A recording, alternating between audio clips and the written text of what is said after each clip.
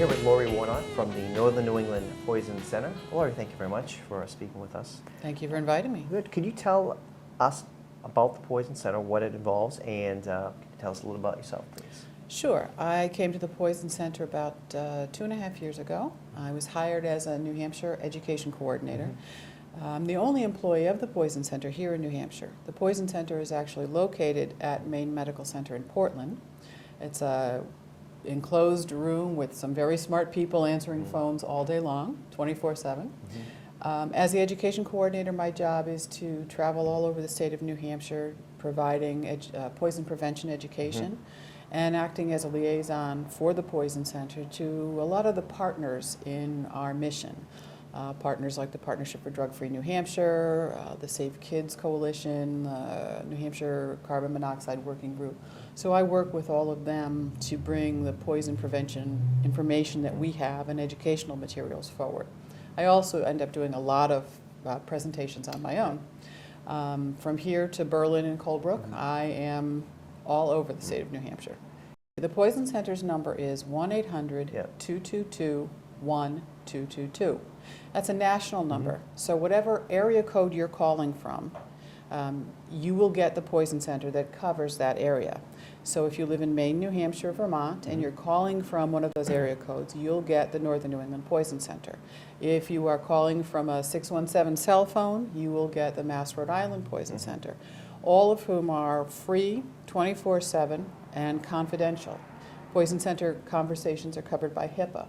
It's considered medical information, so you should have complete freedom to talk about whatever questions you might have, whether it's a medication safety issue. In New Hampshire, Maine, and Vermont, you can also call about pet exposures. I have a black lab, and I can tell you that even before I came to work at the Poison Center, I was a frequent flyer, as they're kind of notorious. So any question regarding any type of poisons or medication, that would be the number to call. Sure. Poisonous plants, chemicals you might be working with in a work setting, pesticides or fertilizers that you might be using in your garden, or cleaning products that you're using around your home. All of those fall into the kinds of questions that we answer on a regular basis. Great. So we had talking to the chief from the fire department, and he had some good advice for the upcoming holidays. I didn't know if you had any words of advice for anybody out there. Absolutely. The holidays are a time when a lot of people are traveling, and that means some people are guests in homes they're not familiar with, and other people are having guests in their homes, and that provides some dangerous opportunities. So if you have guests in your home and you have small children, they may not have taken as much care in securing their medications as you normally would, since you've created a child-safe environment. A lot of us, when we're traveling, carry our most important stuff in our purse or in our backpack or in our suitcase, all of which are places that children love to explore. Yeah. And especially if you're carrying your meds in some kind of non-child safe container, that can be very dangerous.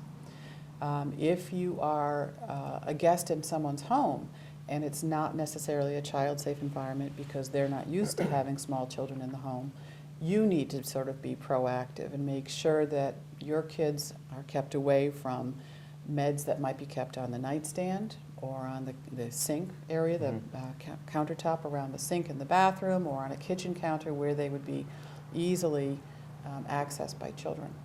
Another problem that we often have are with houseplants that are popular at the holiday time that may be poisonous to children or animals. Holly berries are an example. Holly leaves are not dangerous, but holly berries are very dangerous. Poinsettia is a plant that has sort of a bad rep for being toxic, but is really fairly safe. But there are other plants that are more dangerous and that are more commonly used and displayed during the holiday season. You can find a list of those plants on the Poison Center's website. Okay. And if you're not sure if someone's gotten into something that might be dangerous, you can always call the Poison Center itself. We also have a chat capability on our website, so you can go on Facebook to our webpage. You can check us out on Twitter. We're trying to be very social media present. Yeah. It's a whole new arena for us, but it's nice because it does give a whole new generation of people access to the Poison Center. Most people think of the Poison Center as who you call when you've accidentally given your 2-year-old too much infant Tylenol, or some small child has gotten into something. And that is 50% of our phone calls, children under the age of 6. However, we do a lot of education on medication safety for older adults.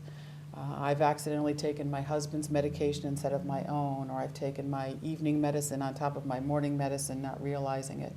Is this a problem? And one of the advantages of using the Poison Center is that we can resolve about 70% of our calls in the home setting, which means you've avoided a trip to the hospital, you've avoided the cost of an ambulance ride and all the anxiety associated with that, and you've been able to understand whether or not the problem is something that needs emergency medical care or does not necessarily require it. And often our call center staff will follow up with phone calls just to make sure that there's been no issue that's resolved from the exposure. So it's a great partnership between the general public and our staffers at the Poison Center. You can call the Poison Center 24/7, 365 days a year. We are staffed by a variety of skill sets. So we have a pharmacist who is our director, a doctor of pharmacy. We have a medical toxicologist who is also part of our administrative team, who works in the emergency room at Maine Medical Center. So she has sort of that basket of skills.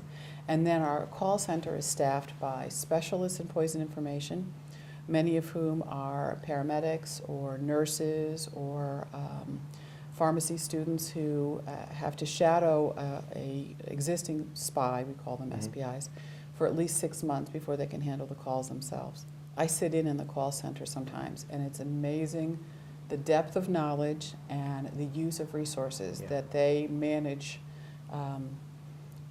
It's very impressive, and the sheer skill set that it takes to talk to someone who is anxious, obviously, because they're concerned about an exposure, and not certain as to what to do next. And they will very patiently walk them through gathering the information. How old is the person? How much do they weigh? How much do you think they had? What does the label say? And help them determine whether or not they need emergency care. We have a direct link to 911, and 911 has a direct link to us as well. In fact, I train many of the dispatchers for the 911 system. So it's a very reciprocal relationship. We can contact an ambulance if you need one. They can contact the Poison Center. EMS can contact the Poison Center en route to the hospital. We do help law enforcement when they need to do pill identification. You're on scene and you need to identify someone has a bag of substances, you don't know what they are. That's one of the services we can provide. So it's a very useful, unduplicated service, and hopefully will stay as crucial in the state of New Hampshire and in its budget as we have been so far. I would say that around the holidays there are also often foods that we're not familiar with, specialty items that we've always made for Christmas but we don't make any other time of year, and often things are left out on the buffet for long periods of time. And just as we talk about in the summertime, food safety when it's not kept in the refrigerator, it's something to sort of keep in mind. How long have things been out on the counter? Do things need to be kept chilled or heated so that they don't develop any kind of food poisoning issues? Also, allergens are a big concern. You've got family members who you may not know have allergies to nuts or seafood or other products that are used in these recipes. So it's sometimes helpful to identify those things, even if you just put a little place card out on the buffet table that identifies that there might be specific allergens in those materials. That's always a sort of a nice, a step above hostess thing to do. We often have pets who get into things that they're not used to. Christmas ornaments. They love to chew on the glass Christmas ornaments. They love to eat or chew on the Christmas trees. Any kind of substances they've gotten into that you're not familiar with or you're concerned about, you can certainly call. It's a great time to be cleaning up the house for the holidays too, and that means that more cleaning products are often present, and keeping those safely stored and away from kids, using them properly with proper ventilation, and proper protective equipment. So if you need to be wearing a mask or gloves because you're really doing a very thorough cleaning, I do that when my mom is coming to visit, fumigate the entire place. Then you want to be careful, making sure that you're, again, using proper ventilation, proper equipment, and safely storing, and not mixing any of those cleaning products, because that can be very hazardous as well. And again, if you have questions about a product that you're using and you're not sure how to use it safely, you can call the Poison Center, 1-800-222-1222. Great, awesome. That's great advice. Thank you so much, Laurie. I'm glad to have been here. Thank you.